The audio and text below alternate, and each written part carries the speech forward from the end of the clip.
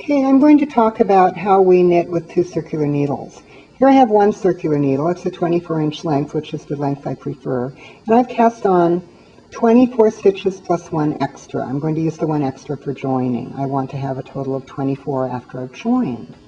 Okay, I'm using a nice bulky yarn in different colors so that you can see what I'm doing, hopefully. Okay, first thing I want to do is take half of my stitches and put them on the second needle. Now I have 25, so I'm just going to move over 12. Okay, I have moved over 12 stitches to this new needle, and as you can see, I'm hinged here at this end. Now, I have them hinged at this end, my yarn, working yarn, and my tail, both coming from here. Now, I can't very well start knitting in the middle of cables, can I? So I must not want my ends down there. Okay, we have two sets of ends because these are circular needles, one long circular needle. So what I'm going to do, because I want tips to be over here, I'm going to simply pull, watch. Pulling, pulling, pulling. Isn't that nice? Pull. So these are at this end. So now I'm hinged down here. Now my goal is to join up here because what I have make sure all my cast on edges are right in the inside. We don't want it twisted. Twisted would look like this. That would be very bad. It would not fit very well, wouldn't feel very well.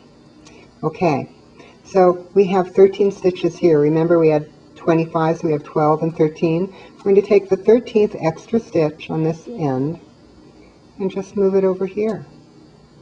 Notice that when I do that, I'm already partially joined. You can see that I have all my cast on ends side in there. Now, if I want to start knitting, and here's how you knit with two circulars. This circular right here, I will knit with both ends of it. I'll knit the stitches it's holding with its other end. Now, I could start doing that while this thing is in my way, but why should I do that? Why not pull that one so that its stitches are hanging on its middle of its cable, and they're out of the way. Now, when I teach, I always ask my students, and I've asked this of, I don't know, at least 50 knitting groups by now. Here's the question, and it sounds irrelevant, but it is not. Have you ever milked a goat, a cow, a sheep, a horse, a camel, a whale, any mammal? And here's the answers I get. First of all, I've found that there are more people who have done dairy milking among knitters than your average group of people, showing that they are very fine people indeed. In Boise, Idaho, I had 70%. In downtown LA, 0%. That was my only 0% I've ever had. Anyway, here's why I ask. If you've ever milked a goat, say, a two-teated animal, you'll find that after they're done milking, they walk away and their udder swings like this because it's empty. Here's your udder.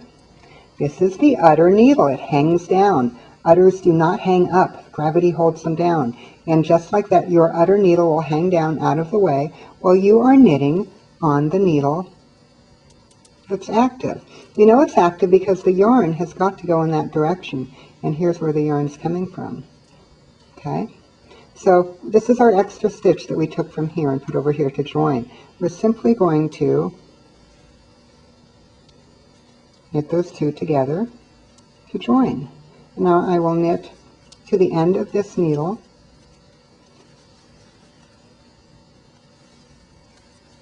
Now I knit continental style. You may knit continental style but hold things differently, or you may knit the American style, which is to hold the yarn in the right hand. It doesn't matter.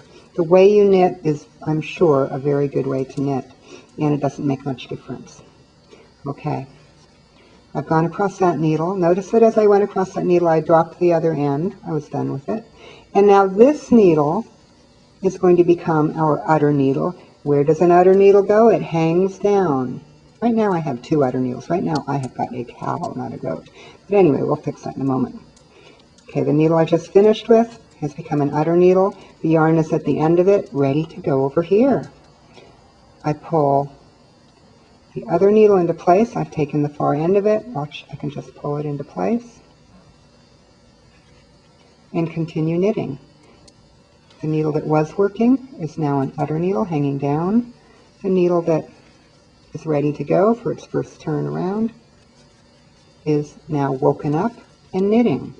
I like to say that one needle works, that's the one I'm working with right now, while the other needle naps. Think of a napping udder if you want. Okay, but that's the rule. One needle works while the other needle naps. When the working needle gets to the end, and this one is almost to the